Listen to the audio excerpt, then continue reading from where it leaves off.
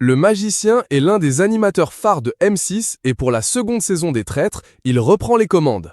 Bien plus qu'un simple présentateur, Éric Antoine joue un rôle actif dans l'écriture et dans le casting du jeu. Il a accepté de nous révéler quelques détails sur les coulisses de l'émission. En tant que présentateur, Éric Antoine connaît tous les petits secrets des candidats, aussi bien ceux des loyaux que des traîtres. Mais lui, quel rôle préférait-il ? Il nous a répondu « Franchement, c'est difficile parce que les deux sont très joyeux.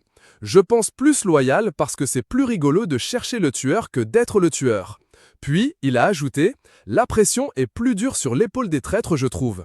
Dès le premier jour, tu as l'impression que tout le monde le sait. » Le magicien est ensuite revenu plus en détail sur son choix.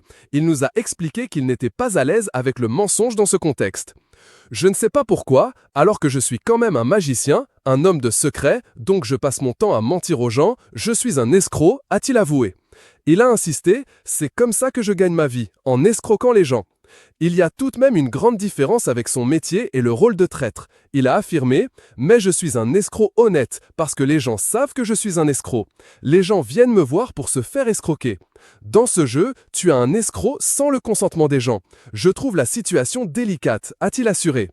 Éric Antoine a conclu simplement « Je trouve la position de loyal un peu plus confortable et un peu plus joyeuse. Tu as le plaisir. » Une publication partagée par Éric Antoine, @EricAntoineOff. Mais qui choisissent les traîtres ? Éric Antoine nous a expliqué. C'est une discussion avec les producteurs David Warren et Mathieu Chalvignac, et oui, c'est vraiment nous, qui les sélectionne.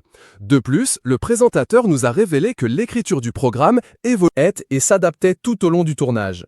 Et c'est nous aussi qui décidons ce qui va se passer le lendemain et qui adaptons l'écriture au fur et à mesure des réactions des candidats, qui sont complètement imprévisibles, a-t-il expliqué.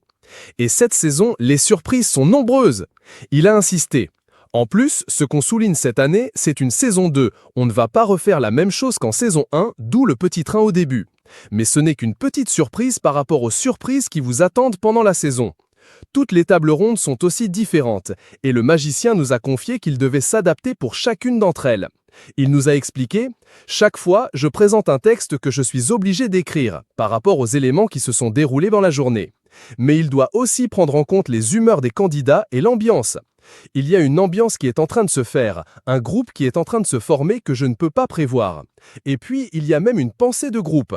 Parfois, ils sont belliqueux, parfois ils sont dans la violence, parfois ils sont dans la déprime la plus totale, parfois ils sont dans la victoire. Donc je suis obligé de réécrire, a-t-il détaillé.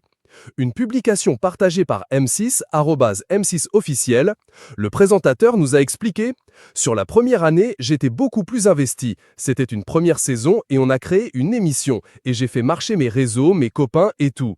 Cette année, c'est vrai que David et Mathieu ont un peu plus pris la main. J'ai participé, mais de manière plus éloignée. Ils ont fait un casting extra, ils m'ont plus mis à contribution. J'étais moins dans la composition. Avec le succès de la saison 1, il est normal de s'interroger sur la pérennité du programme. Éric Antoine a tenu à rester pragmatique. Il nous a confié s'il pensait à une saison 3. Moi, j'adorerais le faire, si l'émission marche. J'ai aimé encore plus le faire cette saison que la précédente. Je pense que j'avais plus pris la mesure du personnage et de ce qu'il fallait faire. Et j'ai été pire cette année. Et là, je vois des jeux, des chemins, etc. Donc oui, avec grand plaisir, si on